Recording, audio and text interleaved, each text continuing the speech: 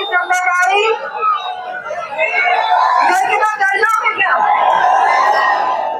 तो बहुत बड़ी जिम्मेदारी आप सबके कंधों पर है कि मिल्कीपुर का चुनाव जीतना तो है, लेकिन भारी संख्या के वोटों से जीतना है। और संसद भी चल रही है,